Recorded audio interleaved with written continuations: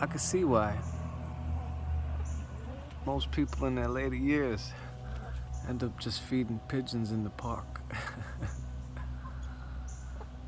It is something kind of peaceful to just watch them, you know? I see their behavior.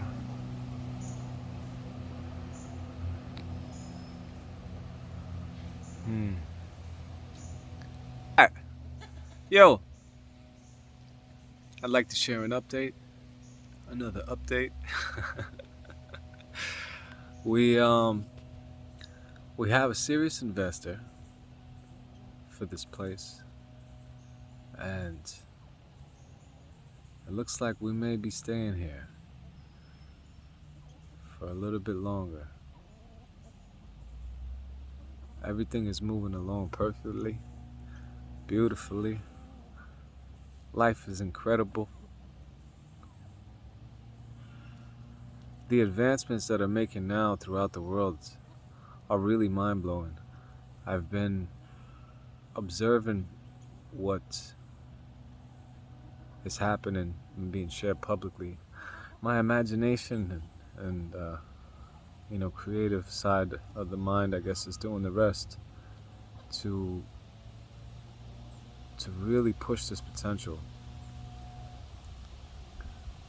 There's things that I've imagined years ago, whether it was an invention or something, and I wasn't in a particular moment to execute. Years later, I saw it. Someone else did it, and with that knowing, just the amount of energy that we put out there in imagining something, envisioning something for this world, not just for our own, personal benefit, but just something that'll benefit everyone. There's architects who spent their entire life planning to build something. And they may have started, they may not have, in the time that they were here in that particular time. And it started later. It started after they left. Something that they had for when they returned.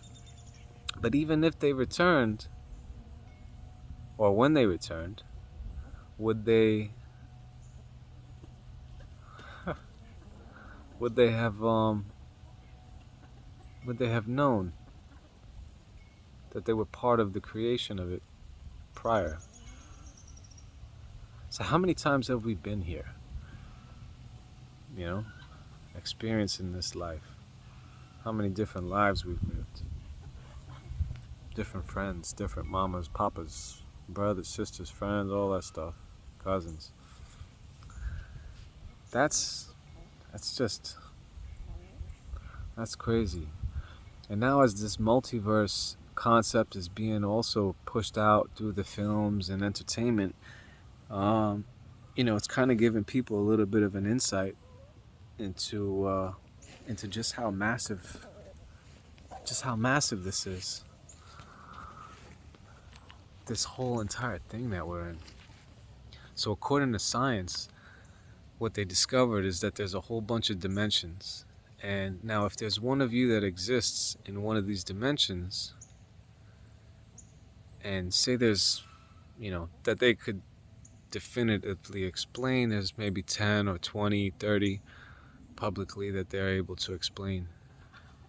What if there's hundreds, thousands, or even just an exponential number where there's a you that exists having a different life in all of them? And sometimes when we sleep or we're resting or in meditation or on a psychedelic trip, we go through something, or in some coma or whatever. There's all different ways for the conscious mind to be, at rest, and for you to experience something beyond this physical realm that you see all around you.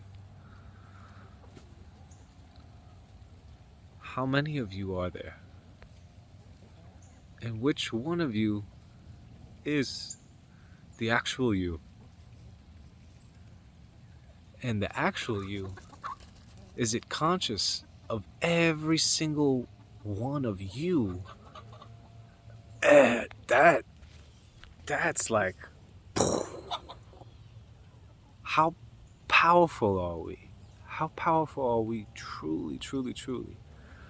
When you sit there and you really contemplate that, it's uh, it's magnificent. I've had some pretty incredible experiences, as far as the, you know, dreams or visions, seeing me do things or a version of me doing things. It's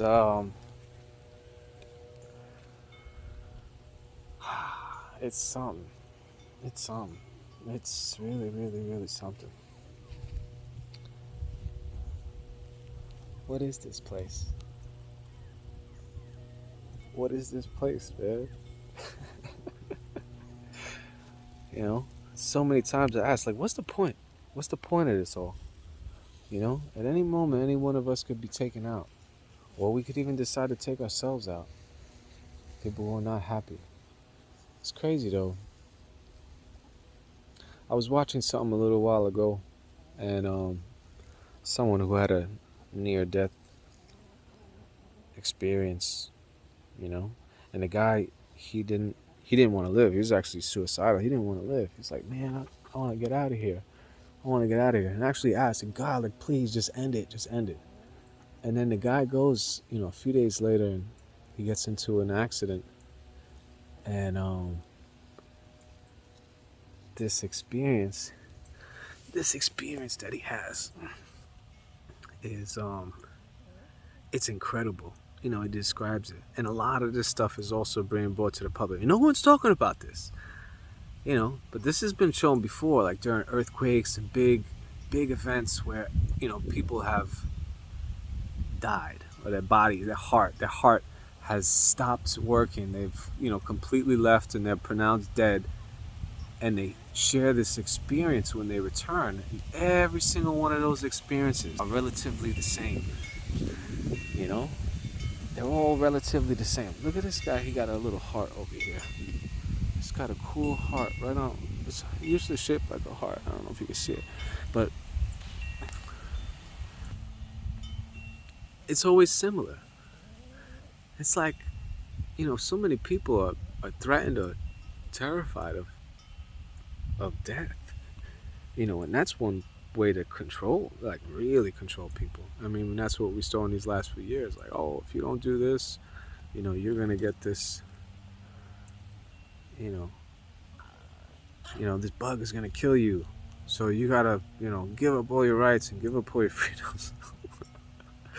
Oh man, people was just like, oh, all right, I'll stay home, and I'll wear this thing to make sure, and I'm a good person. I'm a good person because I'm doing this. I'm a hero, and maybe you are. Maybe you are. I mean, if you're in the medical field and stuff like that, maybe. I'm no doctor. I have no idea about that from that perspective.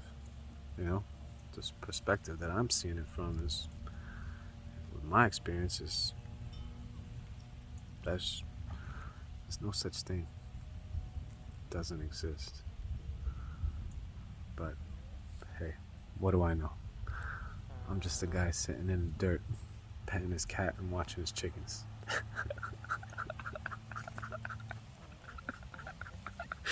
Oh man. So the website is up and running.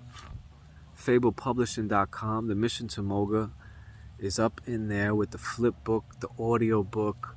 I went last night and I sold 2 physical copies to a gentleman and this lady. And the lady called me a few hours later, and it was so beautiful. It just gave me chills all over because the things that she said and how it affected her and the suffering that she had in her life. Her son ODing and just tragedy and how this book touched her.